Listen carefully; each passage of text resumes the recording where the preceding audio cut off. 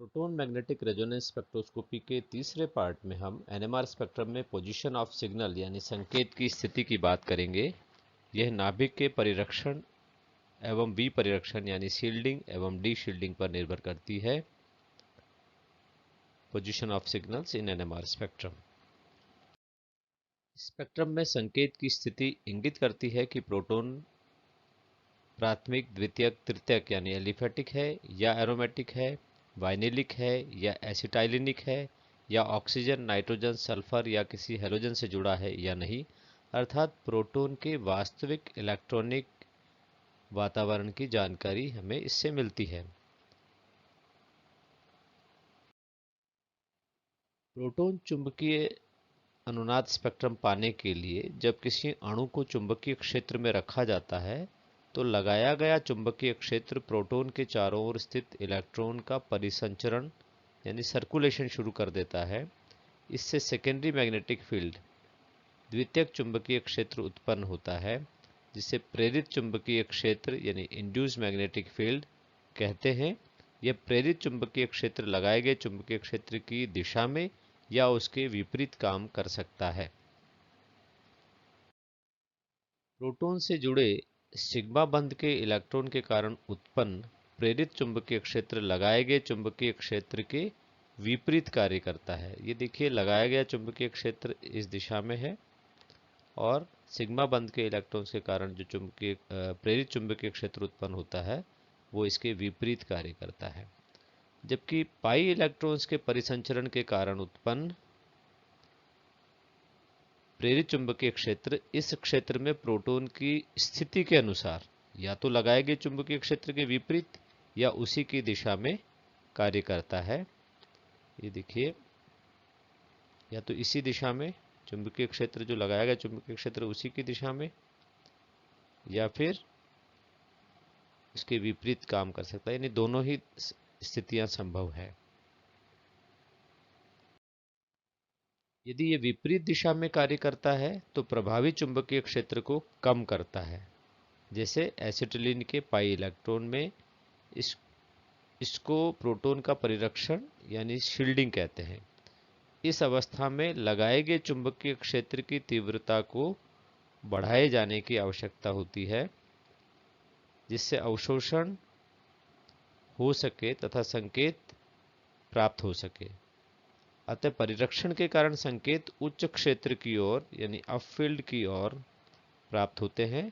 इसे प्रतिचुंबकीय विषम देशिकता कहते हैं। डायामैग्नेटिक एनाइसोट्रॉपी इसको कहा जाता है। इसमें हम देख सकते हैं कि प्रेरित चुंबकीय क्षेत्र, लगाए गए चुंबकीय क्षेत्र, ये प्रेरित चुंबकीय क्षेत्र है, ये लगाए गए चुंबकीय क्षेत्र के विपरीत कार्य कर रहा है। ऐसा प्रोटॉन की स्थिति के सापेक्ष देखा जाता है। ये देखिए, प्रोटॉन की जो स्थिति है, प्रोटॉन यहाँ पर है, ये प्रोटॉन है, इसकी स्थिति के सापेक्ष यदि देखें तो प्रेरित चुंबकीय क्षेत्र जो है वो लगाए गए चुंबकीय क्षेत्र के, ये लगाया गया चुंबकीय क्षेत्र है, इसके विपरीत काम कर रहा है। इसलिए अवशोषण के लिए लगाए गए चुंबकीय क्षेत्र की तीव्रता को बढ़ाए जाने की आवश्यकता होती है, जिससे संकेत प्राप्त हो सके। अतः परिरक्षण के कारण, शील्डिंग के कारण संकेत उच्च क्षेत्र यानी अपफील्ड की ओर प्राप्त होते हैं। इसे प्रतिचुंबकीय विषम देशिकता या डायामैग्नेटिक एनाइसोट्रॉपी कहा जाता है। उदाहरण है एल्काइन। ये एल्काइन का उदाहरण हमने देखा, इसमें प्रतिचुंबकीय विषम देशिकता होती है, डायामैग्नेटिक एनाइसोट्रॉपी। यदि ये लगाए गए चुंबकीय क्षेत्र की दिशा में ही कार्य करे तो प्रोटॉन पर प्रभावी चुंबकीय क्षेत्र में वृद्धि हो जाती है, जिससे अवशोषण के लिए लगाए गए चुंबकीय क्षेत्र की कम तीव्रता की आवश्यकता पड़ती है, यानी संकेत निम्न क्षेत्र या डाउनफील्ड में प्राप्त होते हैं। उदाहरण है बेंजीन। इसमें विपरिरक्षण यानी डी शील्डिंग के कारण ऐसा सिग्नल जो आता है वो डाउनफील्ड आता है। इसे अनुचुंबकीय विषम देशिकता या पैरामैग्नेटिक एनाइसोट्रॉपी कहते हैं, अर्थात विपरिरक्षण से संकेत निम्न क्षेत्र यानी डाउनफील्ड की ओर तथा परिरक्षण से संकेत उच्च क्षेत्र यानी अपफील्ड की ओर प्राप्त होते हैं।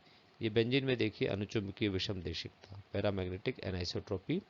डाउनफील्ड डी शील्डिंग अगर होती है तो डाउनफील्ड मिलता है सिग्नल, और अगर शील्डिंग होती है तो अपफील्ड में सिग्नल मिलता है। ये देखिए अनुचुंबकीय विषमदेशिकता, पैरामैग्नेटिक एनाइसोट्रॉपी।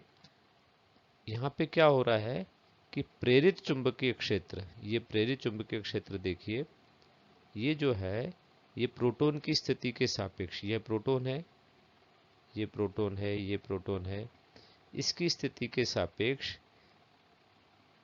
लगाए गए चुंबकीय क्षेत्र की दिशा में ही कार्य करता है। लगाया गया चुंबकीय क्षेत्र की दिशा ये है और प्रेरित चुंबकीय क्षेत्र की दिशा भी ये किसके सापेक्ष, इन प्रोटॉन्स की स्थिति के सापेक्ष।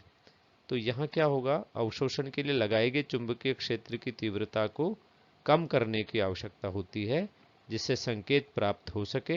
अतः विपरिरक्षण के कारण संकेत निम्न क्षेत्र यानी डाउनफील्ड की ओर प्राप्त होते हैं। अनुचुंबकीय विषमदेशिकता का उदाहरण बेंजीन रिंग है, इसमें पाई इलेक्ट्रॉन्स के सर्कुलेशन के कारण वलय धारा यानी रिंग करंट उत्पन्न होता है, जिससे प्रोटॉन्स की स्थिति के सापेक्ष, ये प्रोटॉन्स की स्थिति है, इसके सापेक्ष इंड्यूस मैग्नेटिक फील्ड, ये जो इंड्यूस मैग्नेटिक फील्ड है ये लगाए गए चुंबकीय क्षेत्र, ये लगाए गए चुंबकीय क्षेत्र है, इसकी दिशा में ही कार्य करता है, जिससे अवशोषण के लिए कम तीव्रता वाले चुंबकीय क्षेत्र की आवश्यकता होती है और सिग्नल डाउनफील्ड चला जाता है। ये इस दिशा में इंड्यूस्ड मैग्नेटिक फील्ड काम कर रहा है और इसी दिशा में लगाया गया चुंबकीय क्षेत्र काम कर रहा है, इसलिए अवशोषण के लिए कम चुंबकीय क्षेत्र की तीव्रता की आवश्यकता होती है और सिग्नल कहाँ चला जाएगा, डाउनफील्ड चला जाता है। तो इस वीडियो को देखकर हम समझ सकते हैं कि डी शील्डिंग के कारण प्रोटॉन्स का सिग्नल डाउनफील्ड आता है, जबकि शील्डिंग के कारण सिग्नल अपफील्ड आता है। अगले वीडियो में हम केमिकल शिफ्ट के बारे में जानेंगे। धन्यवाद।